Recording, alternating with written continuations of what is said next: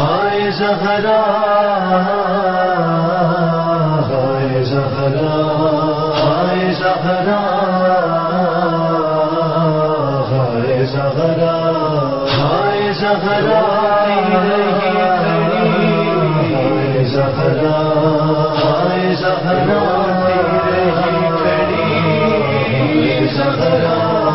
بحرین سے کچھ مال آیا. آپ سوچئے فاطمہ کی مظلومیت کیا ہے. جابر ابن عبداللہ انصاری بیٹھے ہوئے ہیں اور جابر خلیفہ سے کہتے ہیں کہ اے خلیفہ، اللہ کے رسول نے مجھ سے وعدہ کیا تھا کہ دیکھو جب بحرین سے مال آئے گا تو اس میں سے اتنا تمہیں ملے گا، پھر اتنا اور پھر اتنا، یعنی 3 دفعہ 3 ٹکڑوں میں رسول خدا نے، اب وہ وہاں پہ مقدار روایت میں نہیں آئی ہے، اتنا اتنا اتنا کر کے آیا ہے کہ اتنا پھر اتنا پھر اتنا مال تمہارا ہوگا اس میں سے. تو اے خلیفہ یہ بحرین سے مال آئے، یہ رسول خدا کا وعدہ ہے کہ اس میں سے اتنا مال میرا ہے. کہا اچھا لے جاؤ. اب اتنا تو حق بنتا ہے نا ہمارے پاس کہ ہم اس خلیفہ سے یہ پوچھیں کہ یہ جابر ابن عبداللہ انصاری، مگر اس کا مقام اور فاطمہ زہرا کا مقام ایک جیسا ہے. فاطمہ زہرا نے جب یہ دعویٰ کیا کہ یہ باغ میرا ہے تو تم کہتے ہو کہ جی گواہ پیش کرو، اور جب فاطمہ زہرا گواہ لے کر آتی ہیں تو ان گواہوں کو رد کر دیتے ہو، جبکہ تمہارا گواہ طلب کرنا خود خلاف شریعت، گواہ آنے کے بعد ان کو رد کر دینا یہ دوسرا خلاف شریعت. جابر سے کیوں گواہ نہیں مانگے؟ جابر سے کیوں گواہ نہیں مانگے؟ جابر کو کیوں نہیں کہا قسم کھاؤ پھر بات مانی جائے گی تمہاری؟ بالآخر ہر چیز کے کچھ اصول اور قوانین ہوتے ہیں نا. میں جا کے کچھ بھی کسی کو کہہ دوں جی یہ مال میرا ہے، سامنے والا کہ جی اچھا اٹھا کے لے جاؤ، ایسا تو نہیں ہوتا. بالآخر ثابت کرنا پڑتا ہے. اب یہ جابر دعویٰ کر رہے ہیں کہ جی اتنا مال میرا ہے اس بحرین کے مال میں سے. خلیفہ کہتا ہے جی اٹھاؤ اور لے جاؤ. کیا فرق ہے اس جابر میں اور اس فاطمہ زہرا میں؟ یعنی خلیفہ نے جابر کو فاطمہ زہرا سے مقدم کر دیا. کہاں گئی وہ شہادت؟ کہاں گیا وہ بینہ؟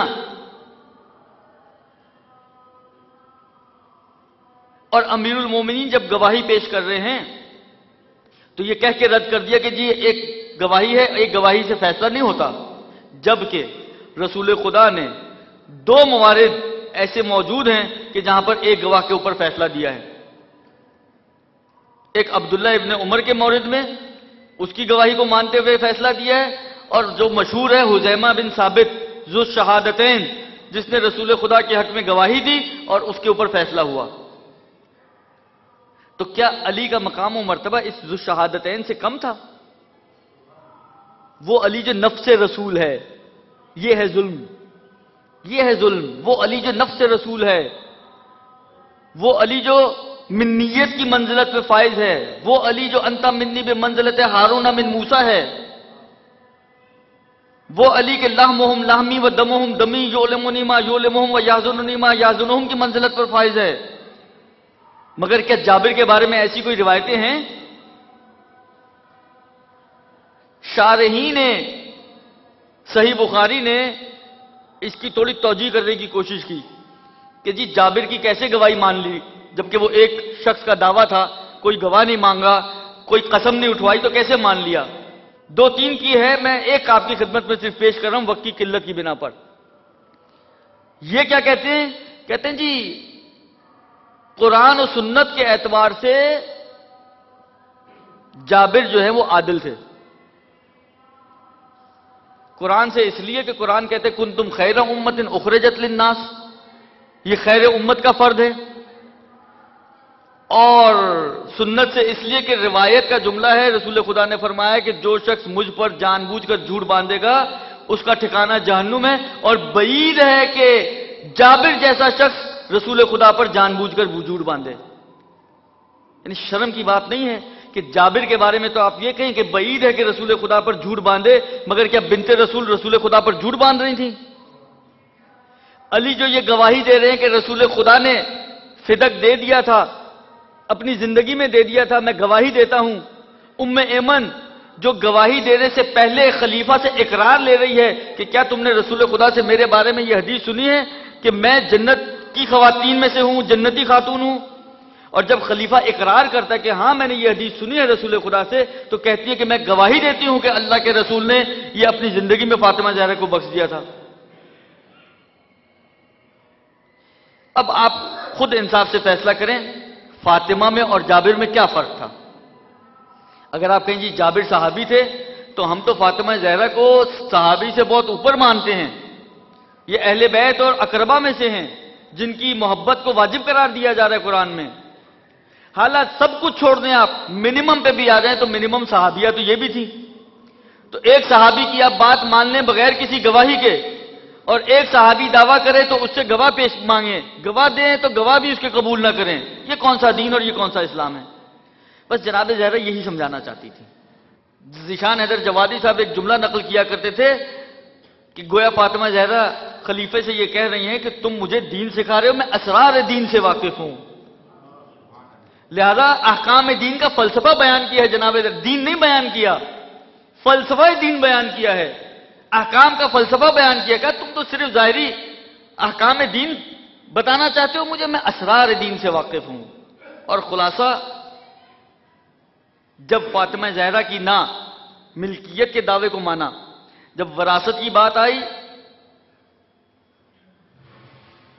تو وراثت کا انکار کر دیا. جبکہ جناب زہرا نے متعدد آیات کے ذریعے یہ ثابت کیا ہے کہ اگر نبی کے اعتبار سے دیکھو تو نبی کی اولاد بھی وراثت پاتی ہے، اور عام آدمی کے اعتبار سے دیکھو تو عام آدمی کی بیٹیاں بھی وراثت پاتی ہیں. تم اپنے باپ کی وراثت پاؤ یہ ہو سکتا ہے، اور میں اپنے باپ کی وراثت نہ پاؤں، یہ کون سا دین ہے؟ کیا یعنی جملے ہیں جناب زہرا کہ کیا میرے اور میرے باپ کا دین الگ الگ ہے کہ تم مجھے میرے باپ کی وراثت سے محروم کر رہے ہو؟ کیا جبرائیل نے تمہیں آ کے کوئی خبر دی ہے کہ میں اور میرا باپ اس قانون ارث اور وراثت سے استثناء ہے اور ہماری اندر یہ وراثت کا قانون جاری نہیں ہوگا؟ یہ تم کون سے دین کی بات کر رہے ہو؟ تم دین کسے سکھانا چاہتے ہو؟ تم ہمیں دین سکھانا چاہتے ہو؟ فخر رازی نے ایک بہت پیارا، وہی والی بات ہے، بعض اوقات پروردگار عالم دشمنوں کے منہ سے ایسی بات نکال دیتا ہے کہ حق جاری ہو جاتا ہے ان کی زبان سے. فخر رازی جب یہ وراثت کی قضیے کی بات آئی اور آیات وغیرہ کی بات آئی، فخر رازی کہتا ہے جب، کیونکہ دیکھیں خلیفہ کے بعد صرف ایک روایت اس نے سہارا لیا، نحن معاشر الانبیاء لا یورث ولا یورث وما ترکناہ صدقہ، ہم نہ وارث بنتے ہیں نہ بناتے ہیں، جو چھوڑتے ہیں وہ صدقہ ہے، وہ مسلمانوں کا مال ہے. فخر رازی جملہ کہتا ہے، واقعاً بڑا پیارا جملہ ہے، اس کا شاید اس کے معرکۃ الآرا جملوں میں سے ایک جملہ. بھئی اگر بتانا چاہتے ہیں رسول خدا، بولنا ہی تھا رسول خدا کہ دیکھو میری وراثت تمہیں نہیں ملنے چاہیے، کس کو بولنا چاہیے تھا؟ اس کو کہ جس کا وراثت سے کوئی دور دور تک تعلق ہی نہیں ہے، یا ان کو کہ جو بعد میں دعوے دار ہونے والے ہیں؟ یہ کون بول رہا ہے؟ یہ فخر رازی بول رہا ہے جو امام المشککین ہے. وہ یہ کہہ رہا ہے کہ اگر رسول خدا نے، یعنی کاننا وہ یہ کہنا چاہ رہا ہے کہ یہ روایت قابل قبول نہیں ہے، جعلی روایت ہے، اس لیے کہ اگر رسول خدا نے بتانا ہوتا تو علی و فاطمہ اور عباس کو بتاتے کہ یہ وراثت تمہیں نہیں ملنے والی، وراثت کے پیچھے جھگڑا نہ کرنا، وراثت کا دعویٰ نہ کرنا. یہ جا کے خلیفہ کے کان میں جا کے بیان کرنے کی کیا ضرورت تھی رسول خدا کو؟ اسی سے اندازہ ہو جاتا ہے کہ کہانی کیا تھی. مسئلہ یہ نہیں تھا کہ فاطمہ زہرا کو صرف کچھ باغوں سے محروم کرنا تھا، ان کی تو پلاننگ کچھ اور تھی. وہ ایک طرف سے خلافت کو غصب کیا، دوسری طرف سے وہ تمام اسباب کاٹنا چاہتے تھے کہ جس کی وجہ سے اگر خدا نخواستہ علی آگے بڑھ بھی جائیں تو ان کی خلافت کو کوئی مضبوطی حاصل ہو سکے. کیونکہ وہ جانتے تھے کہ فاطمہ خدیجہ کی بیٹی ہے. جب خدیجہ دین کو مال کی ضرورت پڑی تو خدیجہ نے اپنا سارا مال دین کے حوالے کر دیا. اگر فدق فاطمہ کے ہاتھ میں رہا، فاطمہ نے اپنے اوپر تو خرچ کرنا ہی نہیں ہے. اگر کل کو علی کی حکومت محکم کرنے کے لیے مال کی ضرورت پڑے گی تو فاطمہ اپنا باغ ان کے حوالے کر دے گی. سند کے ٹکڑے ہوا میں اڑا کے ہنسنے لگا، رسول ذاتی سے گستاخ ایسے کہنے لگا.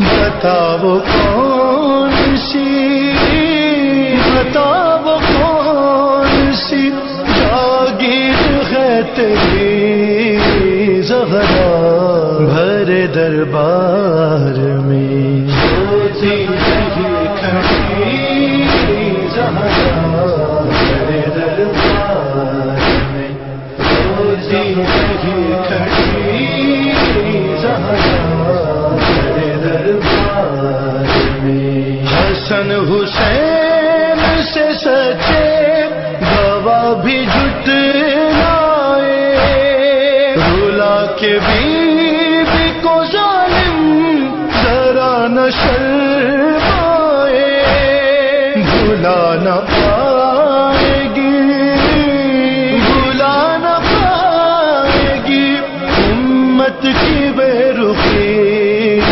زہرا تیرے دربار